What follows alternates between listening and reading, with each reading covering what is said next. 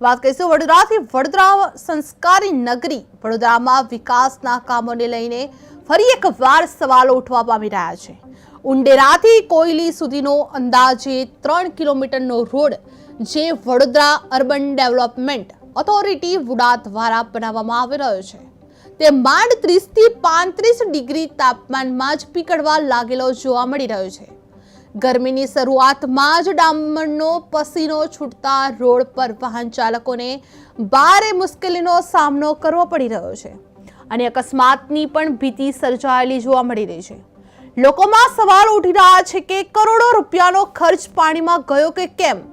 હજી તો ઉનાળાની શરૂઆત જ છે, ત્યાં જ રોડની આવી હાલત સામે આવતા કોન્ટ્રાક્ટરની કામગીરી પર ગંભીર આક્ષેપો ઊભા થઈ રહ્યા છે।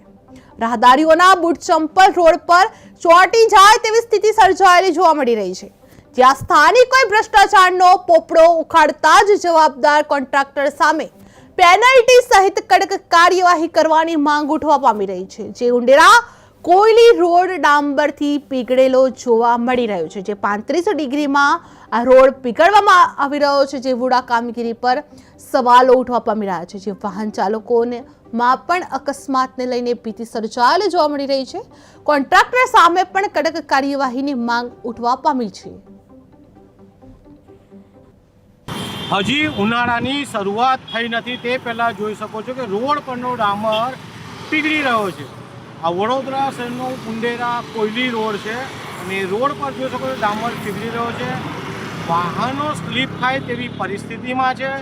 ક્યાંક ને ક્યાંક રોડના કોન્ટ્રાક્ટરો દ્વારા જે ભ્રષ્ટાચાર આચરવામાં આવે છે, રોડ બનાવ્યા પછી ઉપર કોઈ જાતની રેતી નાખવામાં આવતી નથી।